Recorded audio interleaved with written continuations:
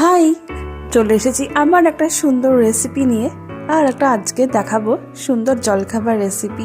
শীতকাল তো চলেই এসছে, আর এখন মেথি শাক প্রচণ্ড পরিমাণে পাওয়া যাচ্ছে আর বেশ সস্তায়, অনেক বেশি অ্যাভেলেবেল হয়ে গেলে যেটা হয় আর কি। তো এখন আজকে বানানো হবে মেথি পরোটা, যেটা খেতে দুর্দান্ত হয় আর অবশ্যই উপকারী। আর এটা বানানো হবে ঘি দিয়ে। চলুন শুরু করা যাক আজকের রেসিপি মেথির পরোটা।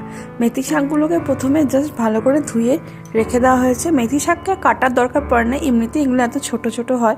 আর এইদিকে দেখুন এই মিশ্রণটা, এটা হচ্ছে ময়দা, তারপরে হচ্ছে জোয়ার আর বাজরার আটা, তার সাথে হচ্ছে বেসন, কালো জিরে, দুটো পরিমাণ কাঁচা লঙ্কা কুচি করে নেওয়া হয়েছে, 1 চামচ পরিমাণ গোটা জিরে দেওয়া হয়েছে, 2 চামচ পরিমাণ এখানে দেওয়া হয়েছে আজওয়াইন বা জোয়ান, আর তার সাথে সামান্য পরিমাণে লবণ, একটুখানি পরিমাণ চিনি, একটু পরিমাণে অলিভ অয়েল, আর আপনারা চাইলে একটুখানি ধনেপাতা অ্যাড করতে পারেন।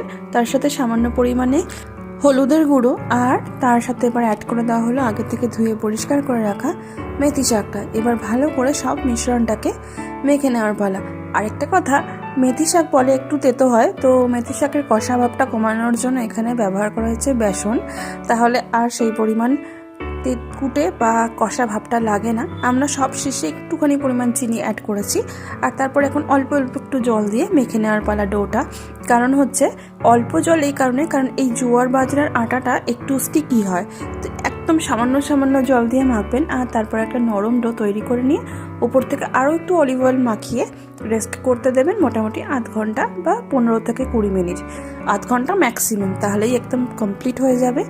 আর তারপর জাস্ট হালকা হাতে বেলে নেওয়ার পালা, সামান্য একটু ময়ান দিয়ে, আর তারপর গরম গরম ভেজে নেবেন একদম ঘিতে, তাহলেই কিন্তু আমাদের রেডি হয়ে যাবে নিরামিষ মেথি শাকের পরোটা।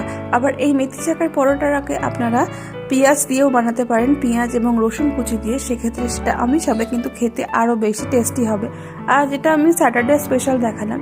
এবার পরোটাটাকে একটুখানি সেঁকে নিয়ে একটু খুন্তির সাহায্যে কুচিয়ে দিয়ে তারপর ওপর থেকে দিয়ে দেওয়া হচ্ছে ঘি, আর ঘি দিয়ে এখন ভালো করে একটু পরোটাটাকে ভেজে নেওয়ার পালা।